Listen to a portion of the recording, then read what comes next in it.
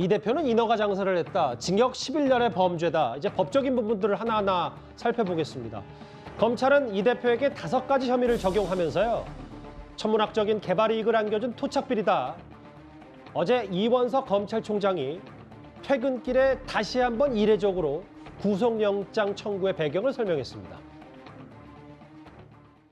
대장동 개발 사업과 미래 신도시 개발 사업은 지방정권과 부동산 개발 사업자 간의 불법적인 정경유착 비리입니다. 구속영장 청구의 기준은 특정인에게 별도의 기준이 있을 수 없습니다.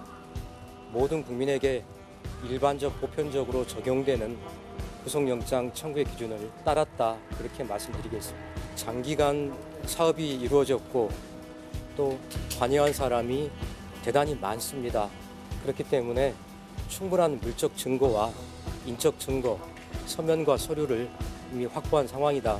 그렇지 않으면 저희가 말씀하신 대로 야당 대표에 대해서 구속영장을 청구할 수 없는 것입니다. 이미 충분한 증거가 많이 갖추어졌다, 그런 말씀을 드리겠습니다. 검찰은 그냥 영장을 청구하지는 않는다. 중대한 사안이고 정경유착 지역 토착 비리, 보편적인 기준이 있다. 그 안에서 영장을 청구한 거고 충분한 물적, 입증, 인적 증거, 진술을 이미 확보했다라는 얘기입니다.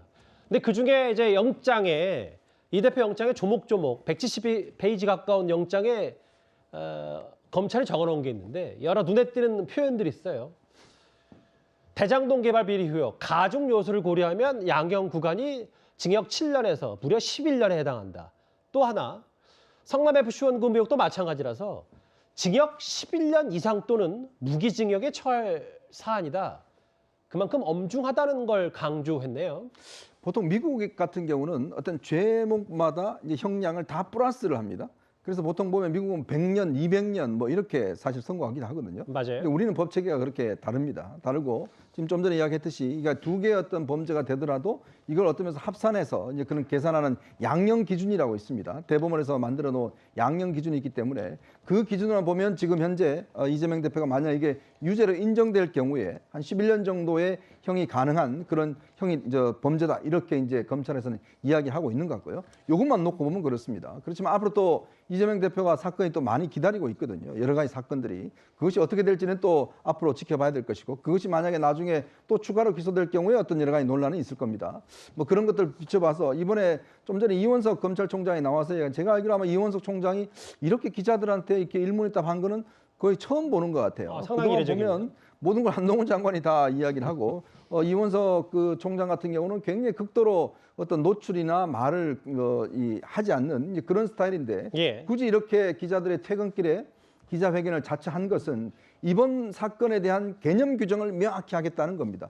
지금 민주당은 이 사건 자체가 정치 보복이라고 이야기를 하고 있지만 지금 검찰은 이 사건은 영장에 보면 이 대표가 아니라 이 전 시장이라고 규정돼 있어요. 그러니까 정확히는 지금 집권 아니죠. 제1야당의 당대표가 아니라 당시 성남시장으로 명확히 규정을 그렇죠. 했다. 이재명 정 성남시장이라고 규정돼 있습니다. 예. 그거는 성남시장 시절에 지역 토착 비리와 연련돼 있다는 이야기입니다. 즉 지금 민주당과 이재명 대표가 하듯이 이게 지금 당대표에 대한 정치적 공격, 민주당에 대한 공격, 이런 차원이 아니다. 그거를 강조하기 위해서 이번에 영장에도 보면 검찰이 그런 표현 하나, 이것 자체도 굉장히 신경을 많이 썼고 지금 이원석 총장이 저렇게 인터뷰한 것도 그런 어떤 국민들이 오해하시는 부분들을 해소하기 위한 그런 일련의 조치인 것 같습니다. 그 검찰 관계자는 이런 얘기들도 하더라고요. 사실은 통상적으로 징역 3년형 정도 구형할 정도면 검찰은 구속영장을 청구하기 때문에 전직 성남시장이 지금의 야당 대표든 혹은 민간인이든 그거 상관없고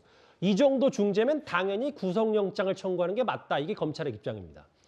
그렇습니다. 뭐 야당 대표라는 부분을 가리고 본다라고 한다면 혐의의 중대성만 본다면 당연히 검찰에서는 구속영장을 청구할 만한 그런 사건이다라는 것이 검찰의 입장입니다. 예. 그렇기 때문에 단순히 이재명 대표에 대한 것이 아니라 이 사건만 놓고 구속영장 여부를 결정을 했다, 뭐 이런 취지인 것으로 보이는데요. 예. 말 그대로 구속영장 그 청구서에 뭐 징역 7년에서 11년에 해당한다, 뭐 이런 얘기는 아무래도 이 혐의 자체가 중대하다라는 부분을 강조하기 위한 표현이었던 것으로 보이기는 합니다.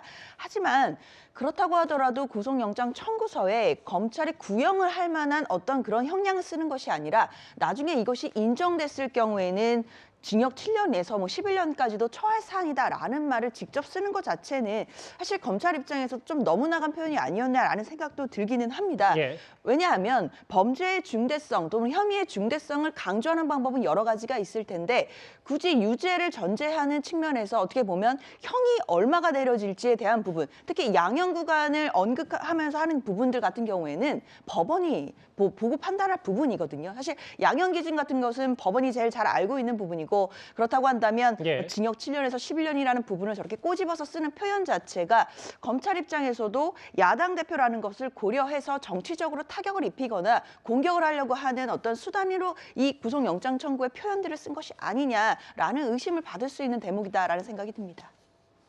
170페이지에 가까운 이 구속영장에는 징역 11년이라는 표현이 뭐 자주 등장하기도 하고 그런데 검찰이 영장에 쓴 표현 가운데에는 이목을 끈 단어들이 상당히 많습니다. 어디선가 많이 들어본 익숙한 표현도 나왔는데요. 일단 화면부터 보겠습니다. 비선 실세가 국정을 농단하는 그런 비정상을 극복하기 위해서 이 자리에서 촛불을 들었고 무능함과 부족함은 박근혜 대통령으로 충분합니다. 이제 다시는 무능한 그래서 비선에 의해서 국정이 농단되는 나라로 가서는 안 됩니다.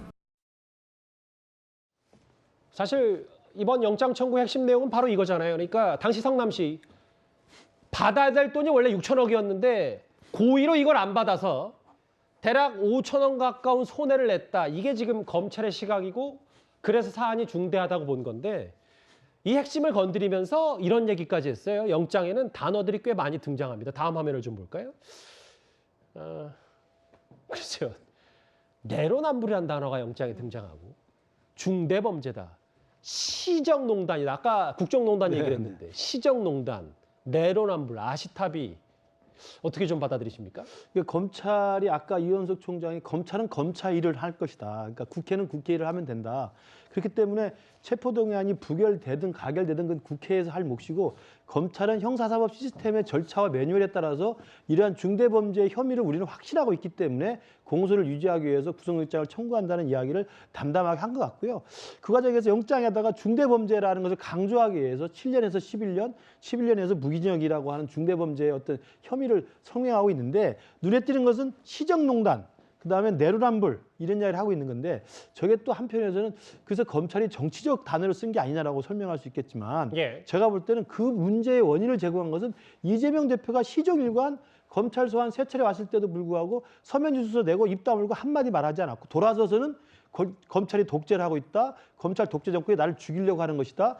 검찰이 조작하고 있다. 이런 식의 이야기를 계속 하면서 저항하고 있기 때문에 이러한 것이 사법 문제임에도 불구하고 정치 문제화시키는 이재명 대표의 저 반발 논리에 대해서 검찰은 나름대로 이게 정치화된 문제가 아니고 과거에 있었던 이재명 당시 성남시장 시절의 지역 토착 비리와 관련된 짜고 치는 토건 사업자와의 유착 사건이다라는 것을 강조하기 위해서 눈에 확 들어오게 시정농단이라든지 내로남불이라는 단어를 쓴 것으로 보입니다. 그러니까 예. 저 단어를 쓴 것이 적절하지 않냐는 뭐 논의할 수 있지만 그 전의 전제가 이재명 대표 스스로 이 사법적 문제를 계속 정치화된 문제로 제1야당에 대한 탄압으로 계속 몰아갔기 때문에 그에 대한 반박론이라고 저는 생각을 하게 될 것 같습니다. 시정농단이라는 단어는 좀 처음 들었어요. 왜냐하면 아시타비나 사실 아시타비는 몇 년 전에 또 전국 대학 교수들이 뽑은 뭐 올해 사자성어 내로남불 비슷한 뜻이잖아요. 본인은 맞고 남은 틀리다. 그런데 시정농단이라는 표현까지 썼다. 그만큼 지역 토착 비리로 엄중히 따져묻겠다. 또 다른 화면이 있어요. 시정농단이라는 표현을 쓰면서 사실은 이게 전직 성남시장이니까 당시 혐의는 상당히 그 성남시의 토착 불법 정경유착 관련이 있다고 하더라도 지금의 보여진 행태가 제1야당 당대표로서는 적절치 못하기 때문에 그렇기 때문에 구속할 필요성이 명확하다. 이렇게 얘기를 좀 하고 있네요. 그렇습니다.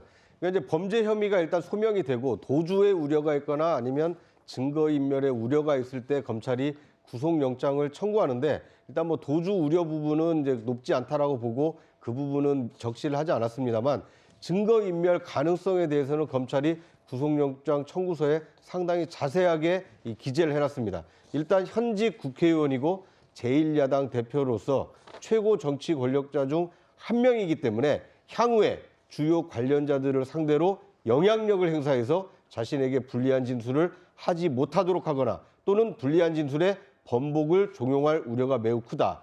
이제 내용은 굉장히 구체적으로 적어놨습니다만 예시를 든다라면 영향력을 행사해서 불리한 진술을 하지 못하도록 한 사례 중에 하나가 최근에 언론 보도를 통해서 알려진 정성호 의원의 어떤 김용 정진상 또는 맞아요. 이화영 부지사에 대한 면담이었기 때문에 앞으로도 당대표라는 직위를 이용해서 그런 자신에게 불리한 진술을 하지 못하게 할 개연성이 있기 때문에 일단 그 신병을 구속해서 강제 수사를 할 필요가 있다. 이것이 검찰이 밝힌 이 구속영장 청구 사유다. 이렇게 볼 수 있을 것 같습니다. 그러니까 지금 저기 자막에 나오는 진술 번복 종용 우려, 저거를 지금 보면 검찰은 증거 인멸 우려를 이 대표에게 표한 건데 그 부분도 영장에 자세히 적었습니다. 일단 화면부터 만나보고 올까요?